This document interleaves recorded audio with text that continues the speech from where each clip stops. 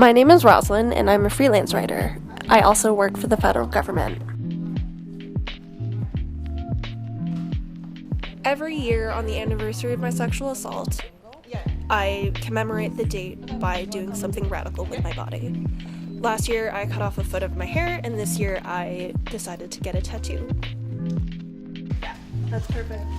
Talking about it was actually a hashtag that this girl I follow on Twitter started, and she started it as a way to kind of combat stigma around mental health. You know how you tweet or like you post a status on Facebook saying like, oh, I'm sick in bed with a fever, it sucks. We don't really see that, we didn't really see that with people with mental illnesses, and mental illnesses are as common as colds and the flu are. So the reason I use talking about it is because I struggled with mental illness. I was diagnosed with PTSD. I have general anxiety from that as well. So in the way that talking about it kind of breaks down the barriers and stigma around mental health, I wanted to talk about the kind of stigma that comes with sexual assault. Okay, she approves. Just grab a seat right here. Part of it is kind of coming to realize that I'm not alone. That has been a really big part of talking about it and talking about my mental illness. The statistics say that 1 in 5 people experience sexual assault, so obviously I'm not alone, and it kind of comes back to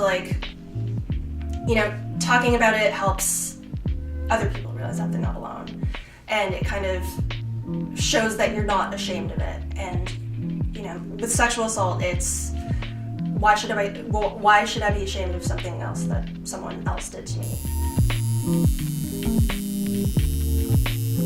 Daisies represent new beginnings and transformation. They're also the birth flower for April. I'm born in April, and so are a lot of my loved ones, and that's why I decided to get them tattooed. One, you have a bunch of people coming around together saying like, yeah, you're not alone, you're not the only one who struggles with this kind of stuff. And kind of seeing how other people deal with it and how they change from it and how they use it to grow, it's inspiring, for sure. And then you have the other side of it where you have the alt-right and Donald Trump supporters who use social media to tear people down and to really kind of try to break people. With that, it's kind of like the other side of it with the people who experience this stuff and they share their experiences. People are kind of growing from it and like using it to be stronger. So for the most part, it's been inspiring.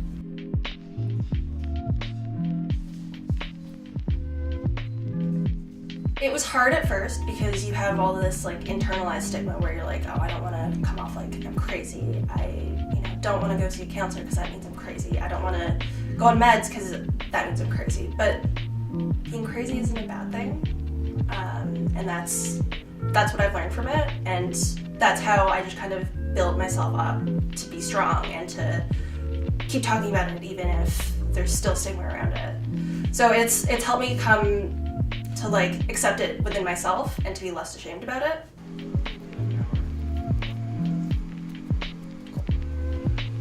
You have to tape it, right? Yeah. I hate that. A lot of people have actually said what you're doing is great, it's really inspiring, it's helped me come to terms with my own anger around my sexual assault, and you've really helped me through it. Which is like really kind of weird for me.